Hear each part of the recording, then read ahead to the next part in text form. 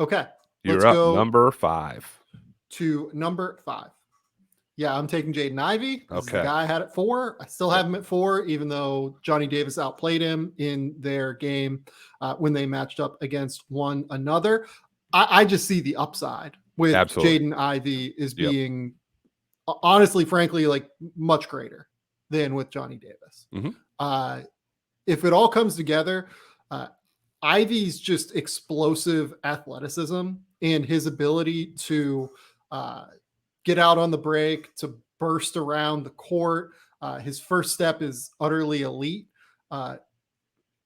His athleticism and explosiveness and twitch, all of that. I mean, that is, would you call it elite for an NBA point guard? I don't know that I'd call it elite, but he's certainly going to be Above one average. of the, yeah, I would say like one of the 10 best athletes in terms of like intersection of size, given the fact that he's like 6'4" and bounce and like explosiveness and power and everything.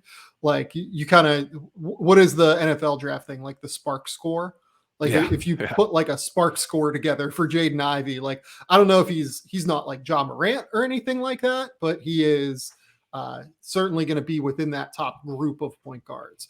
On top of that, I mean, you look at the numbers here. He has brought it all together this year offensively. He is shooting 44% from 3 right now.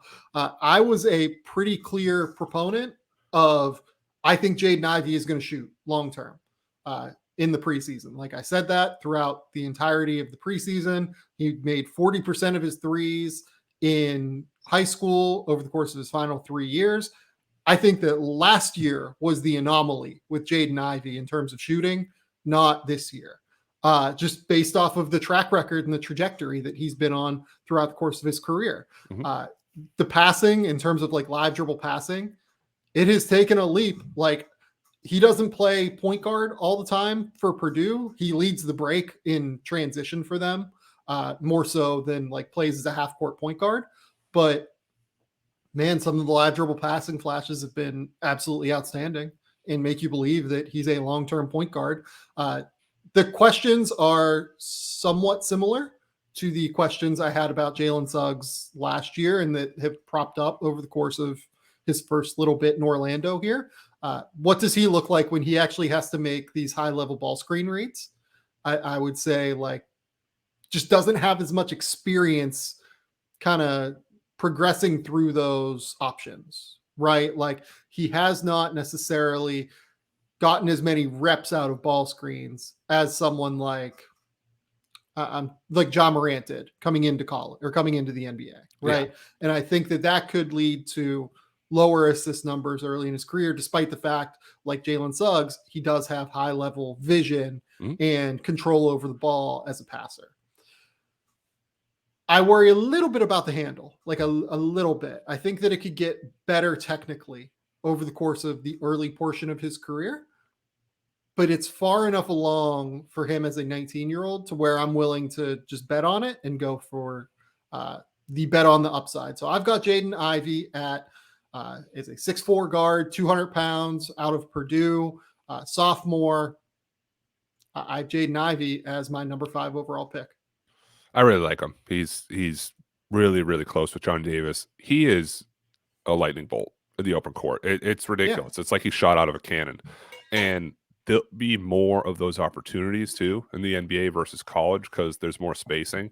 And you'll see when he's in the half court and kind of gets like a clearish view of like a cleared outside, he's like, oh, I'm going. And you see these highlights totally. Where he catches it and it's like 2 dribbles, he floats, he dunks, and it's ridiculous. You think it's a once a game play and he'll do it 3 or more times. And then he can use those tools when the game slows down, whether it is quick rips, when it is now I have to shoot and they're giving me space. He's like, has that chameleon sense and he adapts himself similar to Jabari Smith to the way the game is played and doesn't get too sped up or slow down either. And the shooting definitely helps. The passing is significantly better, keeps his head up. He's very good at jump stopping and finding shooters in the corners or opposite.